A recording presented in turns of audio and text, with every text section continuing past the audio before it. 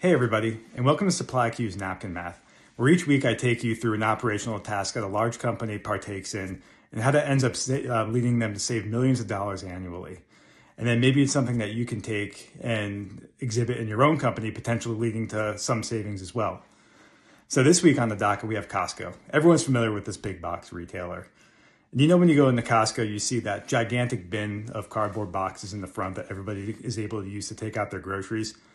Now, Costco is not just giving you guys boxes out of the benevolence of their heart for you to go stock your car, but instead it is actually helping them save millions of dollars annually in cardboard recycling service costs. I'll go show you how they're doing it. Let's go take a look.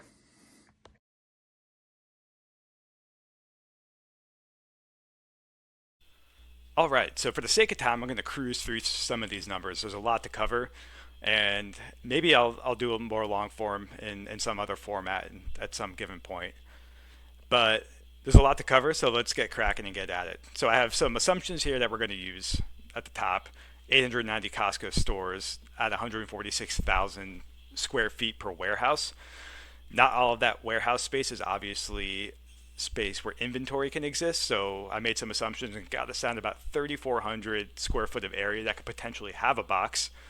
And then the turnover assumptions that are below are basically doing two things. They're saying, okay, let's get boxes that can be stacked in this inventory space. Let's squish this down into a two-dimensional space rather than working in 3 dimensions, which is just 4 vertical layers here. And then how quickly are they getting through this inventory, the turnover rate? So over here on the side, Costco is 12.6 for everything, but they sell things that move slower, TVs, refrigerators, etc. So we can't use that 12.6. And then some other grocery stores are in this range here. Kroger's at 15, which feels pretty good for a grocery store. But then Costco has to be even above that for their perishables, given that they have a much more selective amount of items that they sell us consumers rather than a generic grocery store, which sells everything. So they can move through things quicker just with that more selected approach of what they actually source and then end up selling to us. So I decided to go with 18. And just to get you grounded, 12 would mean that basically you're turning over your inventory, you're selling through everything once a month. So 18 means you're selling through everything faster than that. Maybe like about 3 times a week you're getting through your inventory, which I think feels pretty reasonable for Costco in that regards. So we take that 0.35 turnovers, which is 18 in a decimalized format, and the 4 vertical layers squished down into a square footage. Basically means our total box footprint is a little higher at 4,800 over this 3,400 that we're working with. And then if we just take some box assumptions, how big is each box that is in this total box footprint? We say 1.5 feet, 1 foot per box. Easy math there to get a box footprint. And then basically it comes down, we're saving about 5,100 boxes per week based off these inventory turnover metrics. Pretty impressive. And that feels about right. It's about 700 to 800 boxes per day. And if you go to a Costco, you see a lot of people taking even sometimes 10, 20 boxes. So that felt pretty grounded in reality to me. And then we have to go through and say, okay, if we're saving 5,100 boxes per week, how many dumpster hauls are we saving at that point in time? So I was saying a volume of a box crushed is about 1/2 inch.